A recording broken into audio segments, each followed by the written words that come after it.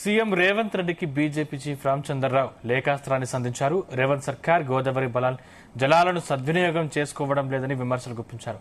గోదావరి జలాల వినియోగంపై వెంటనే చర్యలు తీసుకోవాలన్న బీజేపీ చీఫ్ తెలంగాణకు కేటాయించిన నీటిని పూర్తిగా వినియోగించుకోవాలన్నారు. అటు మేడిగడ్డ, అన్నారం, సుందిళ్ల బ్యారేజీల నిర్మాణ లోపాల వల్లే నష్టం జరిగిందన్న రామచంద్రరావు కాళేశ్వరం పునరుద్ధరణలో ఆలస్యం వల్ల 200 టీఎంసీల నీటి వినియోగం ఆగిపోయిందని ఆరోపించారు. కేంద్రం అనుమతులు ఇచ్చినా సీతారామ ప్రాజెక్టు పూర్తి కాలేదని విమర్శించారు.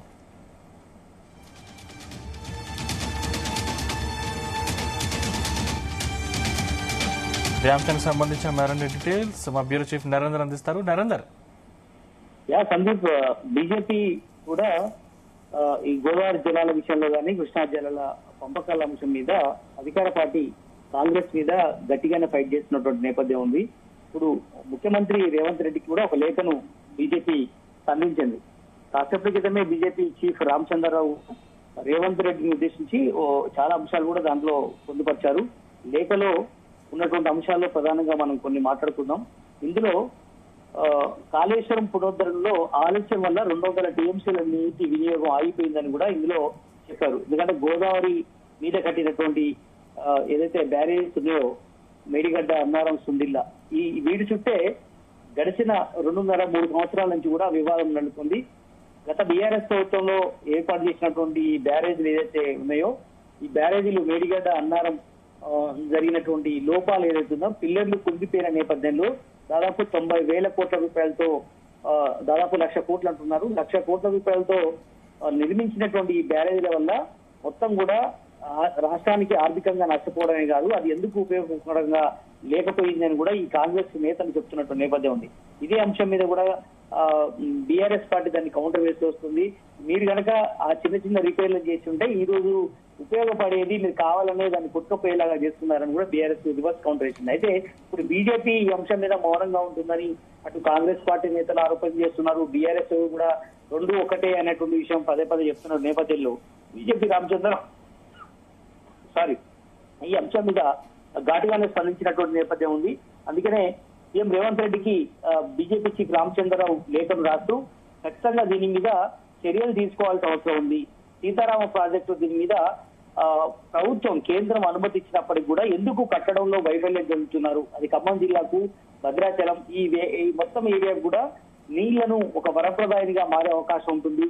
అయినా దాన్ని ఎందుకు మీరు సాగులోకి తీసుకురావడం లేదు, ఎందుకు కట్టడం లేదు అని కూడా ఈ రేవంత్ రెడ్డి సర్కార్ని ఆయన పిన్ పాయింట్ గా ఆరోపణ చేస్తున్నటువంటి నేపథ్యం కూడా ఉంది. కనుక మీరు ఆలస్యం చేయడం వల్లే, మీరు సరిగ్గా నిధులు వెచ్చించకపోవడం వల్లే సీతారామ ప్రాజెక్టు కట్టడం లేదన్నటువంటి విషయాన్ని కూడా రామచంద్రరావు ఆ లేఖలో ప్రశ్నించినటువంటి నేపథ్యం ఉంది.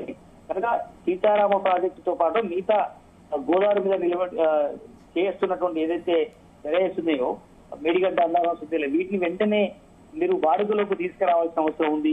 చేస్తే ఖచ్చితంగా కూడా అది మొత్తం రాష్ట్ర రైతాంగాన్ని అందరికీ ఉపయోగపడే అవకాశం ఉంటుందని కూడా ఆయన దాంట్లో పేర్కొనడం జరిగింది. వాళ్ళు వాస్తవానికి బీజేపీ నేతలు కూడా రేపటి నుంచి అనుకుంటా వాళ్ళు ఒక 3-4 రోజుల పాటు ఇటు రంగారెడ్డి జిల్లాతో పాటు ఇటు మహబూబ్నగర్ ఏరియా మొత్తం కూడా తిరగాలనుకుంటున్నటువంటి పరిస్థితి కనిపిస్తుంది.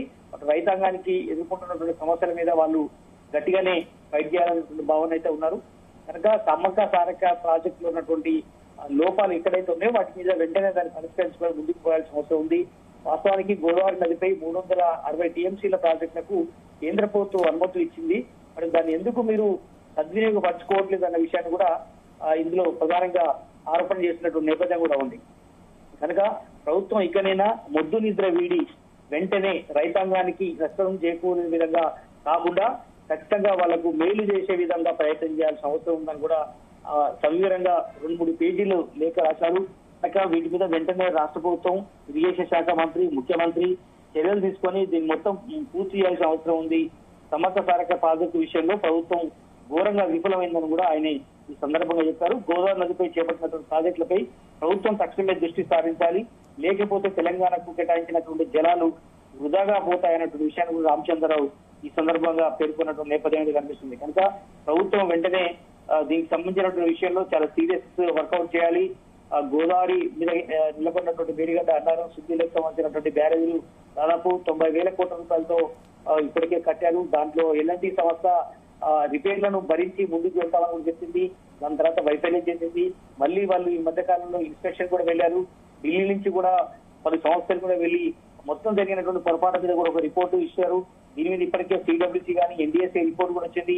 ఈ రిపోర్ట్ ను కూడా కేంద్ర ప్రభుత్వం ఇప్పటికే అన్ని రకాలుగా పరిశీలించిన తర్వాత కూడా ఇప్పటికీ రిపోర్టు రాష్ట్ర ప్రభుత్వం దగ్గర ఉన్నప్పుడు కూడా ఎందుకు చేయట్లేదు అన్నటువంటి విషయం మీద కూడా సీరియస్ గా దృష్టి పెట్టాల్సిన అవసరం ఉందని కూడా బీజేపీ ఈ అంశం మీద పదే పదే ప్రశ్నిస్తున్న నేపథ్యంలో ఇప్పుడు లేఖ రాయడం అనేది మరి సీఎం రేవంత్ రెడ్డి దీని మీద ఏ రకంగా స్పందిస్తారనేది మనం చూడాల్సిన అవసరం ఉంది.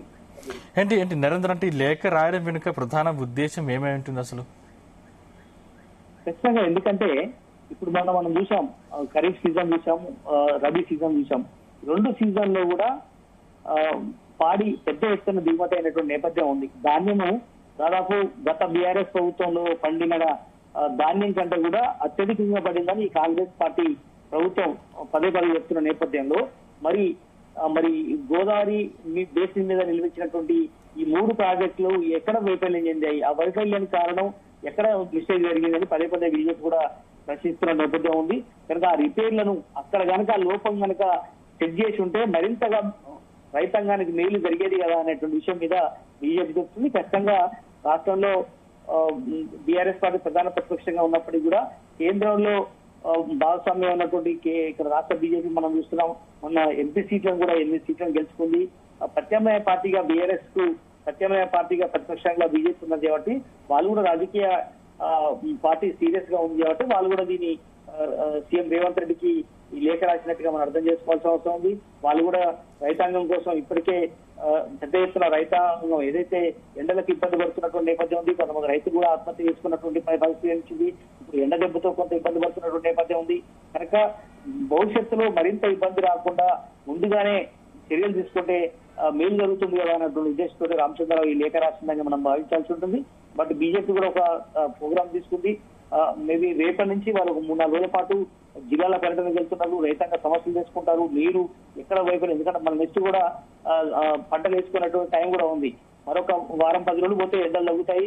జూన్ నుంచి మళ్ళీ పంటలు సంబంధించినటువంటి నారు వేసుకోవడం కానీ ఇవన్నీ ఉంటాయి కాబట్టి వీటికి సంబంధించినటువంటి ఏర్పాట్లు ఉంటాయి కాబట్టి ప్రత్యామ్నాయంగా రాష్ట్ర ప్రభుత్వం నుంచి రావాల్సినటువంటి అన్ని నీరు కావచ్చు, లేదంటే బ్యారేజ్ నుంచి వచ్చేటువంటి తాగునీరు కావచ్చు, ముఖ్యంగా ఎరువులు కావచ్చు, ఇవన్నీ కూడా సరైనటువంటి సమయంలో ఇస్తే రైతాంగానికి మేలు జరుగుతుంది అన్నటువంటి విషయంలో బీఆర్ఎస్ చెప్తున్నట్టుగానే బీజేపీ కూడా ఇది చెప్పింది. అందుకనే ఈ లేఖను రిలీజ్ చేసింది. ముఖ్యమంత్రి రేవంత్ రెడ్డి దీని మీద మరి చూసిన తర్వాత ఏమైనా రియాక్ట్ అవుతారా, లేదంటే వాళ్ళు కూడా ఏదైనా ప్రెస్ మీట్ పెట్టి కాంగ్రెస్ పార్టీకి సంబంధించినటువంటి మంత్రులు కావచ్చు, లేదంటే అధికార ప్రతినిధులు దీని మీద రియాక్ట్ అవుతారా చూడాల్సిన అవసరం ఉంది. Thank you Narender.